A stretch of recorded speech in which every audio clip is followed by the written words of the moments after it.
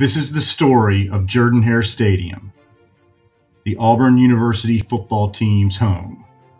In Auburn, Alabama, the 31,000 student public land-grant institution that resides in the SEC West. Auburn started playing football at Drake Field on their campus with just over 700 seats. Most teams were reluctant to travel all the way to Auburn, so for many years they had to play in Birmingham at Legion Field, Columbus, Georgia, or just half road games. And while schools up north and west, such as Ohio State, Michigan, Yale, and Harvard, were building large stadiums in the 1920s, Auburn was prudent, knowing that it was a rural outpost. Auburn Stadium was dedicated in November of 1939 with a Florida-Auburn 7-7 tie that saw 7,290 seats erected on the west sidelines. After playing only 12 home games in 10 years, the Board of Trustees voted to add stands to the east side of the stadium, which brought capacity to 21,500.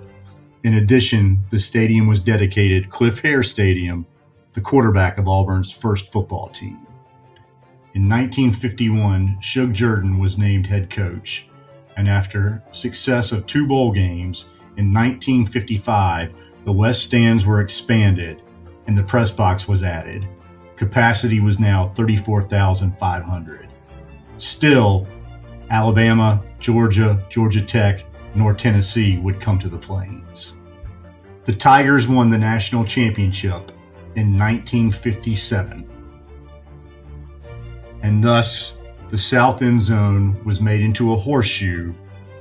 44,500 people could fit into the stadium, and Georgia came for the first time.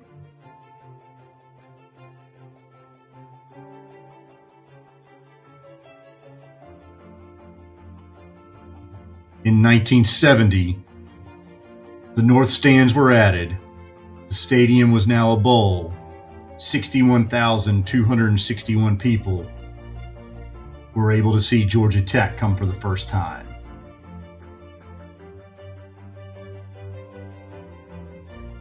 In 1973, the stadium was renamed Jordan-Hare Stadium.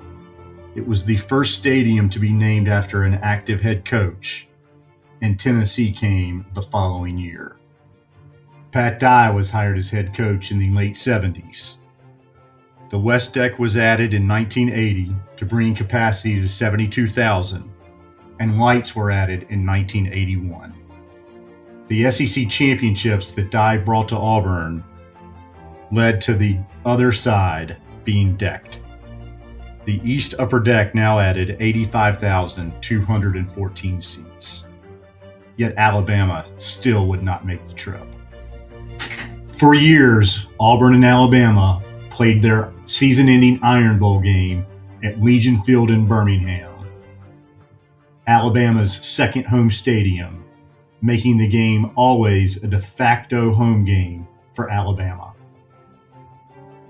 They said it would never happen, but in 1989, so when you finally bring your arch rival to campus, you get the field named after you. In 2015, it became Pat Dye Field at Jordan-Hare Stadium. And this is why you have on-campus events.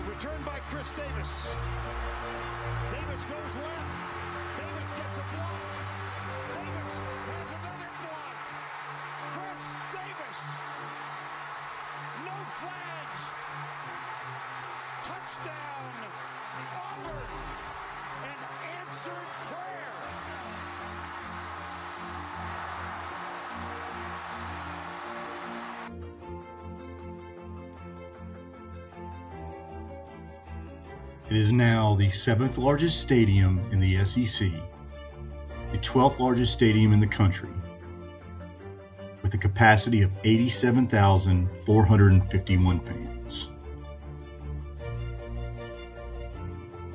The extra 2,000 seats were added by enlarging the ends of both upper decks to add additional suites and club seats.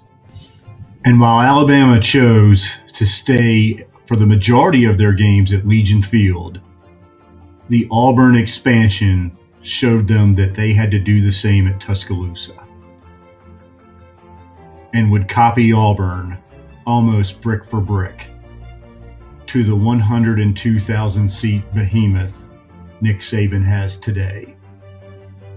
A new press box was constructed in 2018, where the old press box was converted into additional club seats for the Auburn donors.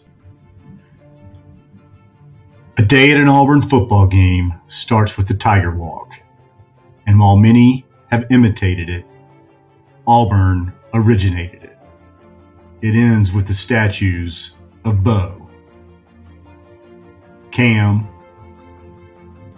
and Auburn's first Heisman Trophy winner, Pat Sullivan, where the players enter their new state-of-the-art locker room, recruiting center, and press box. As the arms race continues, Auburn is certainly keeping up with their peers. Even the scoreboards have changed over time, from the analog world to dot matrix to Trivision and standard definition video boards to college football's largest video board. And while there are plans to redo the north end zone with club level seats, suites, and field clubs, they've been put on hold for the time being as Auburn completes its new $91 million football operations building.